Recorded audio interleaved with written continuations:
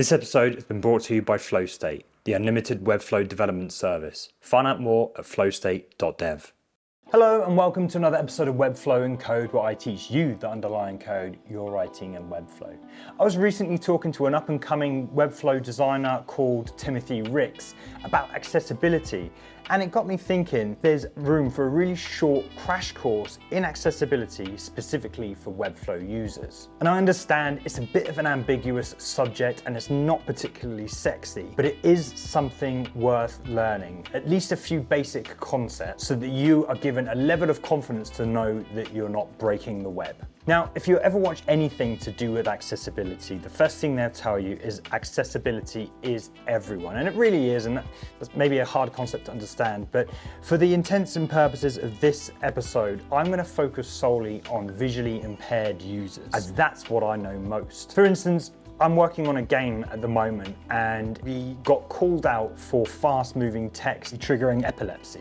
Now, I don't know the ins and outs of that, but it's worthwhile knowing that your website should address any and all accessibility concerns. But I feel like visually impaired users is a more common thing to address that will holistically help a lot of your website. So what are the benefits of an accessible website? Well, aside from the obvious, SEO spiders like Google, they're looking for good SEO and that will therefore rank your website higher. And this one's hard to grasp as well. You're also future-proofing your website by adhering to accessibility standards.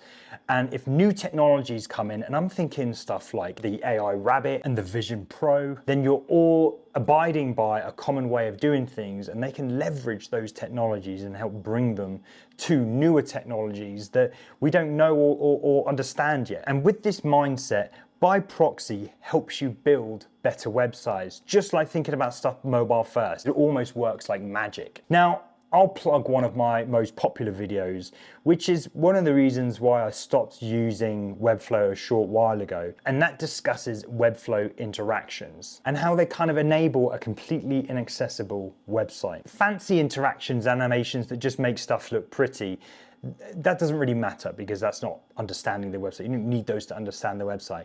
But functional UI elements like showing a menu or popping out upper modal, these are necessary to use the website. And using interactions, these are completely invisible to accessibility users. Which brings me on to my first core point, is that you can completely disregard the CSS when it comes to building an accessible website. Obviously, as a designer, you want stuff to be high contrast and nice clear fonts with a base font size of 16 and stuff like that. That's not what I'm talking about here. I'm talking about more technical accessibility practices. The only thing I will say that's slightly related to style, that it breaks accessibility rules that I see a lot of, is basically fluid font that scales up and down with the design to maintain that design.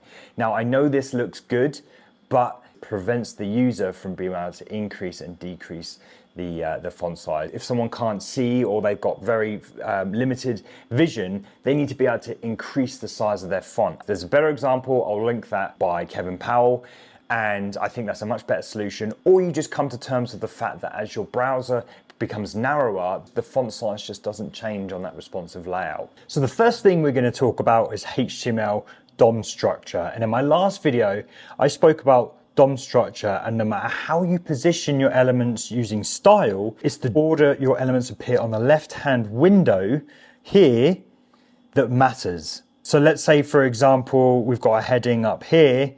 We can have that down the bottom. We've positioned it with style at the top here, but it's still going to take the screen reader user to navigate through all of the page to get to this heading. So by laying out things in the order that you want them to here and then doing the styling, which is oftentimes what I end up doing, is focusing solely on the HTML first and then do the styling later on, you're able to just to easily figure that stuff out without thinking about the style. But to be honest, I get bored, I start doing a bit of styling anyway. But just so you know that the order that matters is defined in your HTML or this navigator here. Similarly, if there are multiple elements or multiple blocks of text, then these will be read by an accessibility user, emphasizing that style has very little to do with accessibility. Now, the example I often give is that I've seen a design style where there's a button and the text kind of moves down, and oftentimes people will achieve that with the same word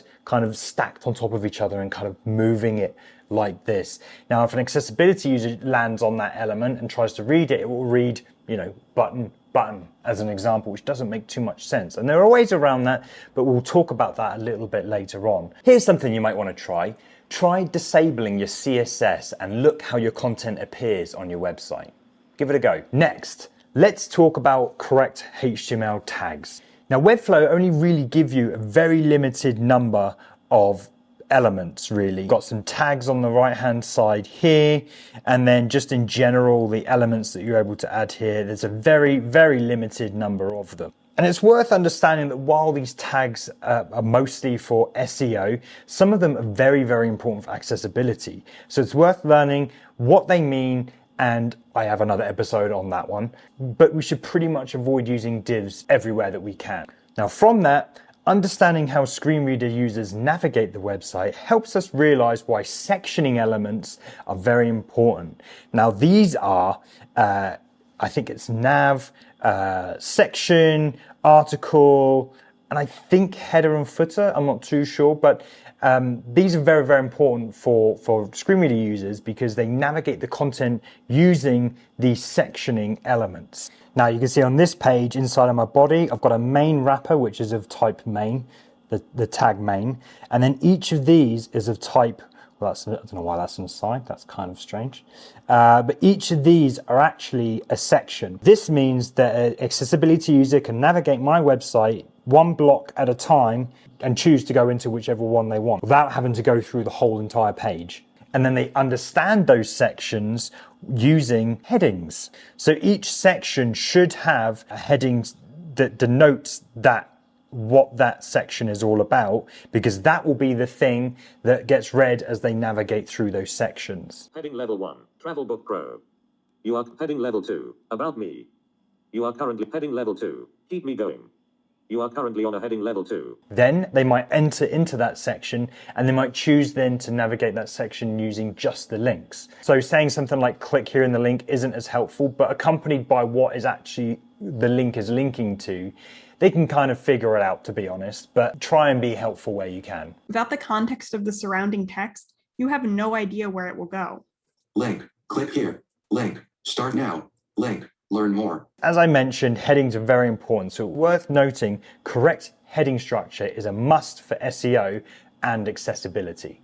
This means only one H1 should exist on the page. This is a bit of a sin that I see a lot of websites doing, followed by nested H2s. And if you need, nested H3s then. Now, I don't want to go too deep here, but I have another episode on correct heading structure, which you should check out. But one of the biggest offenders I see in Webflow is that if someone wants a heading that needs to break out into 2 lines for whatever reason, they'll create 2 headings and put them next to each other so that they're on top of each other. Given that we now know that accessibility users will navigate section by section and then read the heading, then they're only going to read that first H2. They're not going to read both of them. So you're missing out on a bunch of context there. Now, the correct way to do it is to create one H2 and then put divs inside of that H2 so they stack on top of each other because they're block level elements. Now, you can't do that natively in Webflow unless you sort of restrict the width, but that doesn't accommodate for changing text and all the rest of it. But you'd create a custom element, create that as a H2, and then put div blocks within those, and that will break it out into 2 lines whilst keeping it as one H2 element. Missing alt attributes are made very clear to Webflow, so I don't really need to go deep into this, but ultimately your attribute should describe what's going on in the image. Think of it like a mid-journey prompt, like you're trying to generate an image of Samuel standing in front of an out-of-focus bridge in Porto, Portugal. That's the way I like to think about it.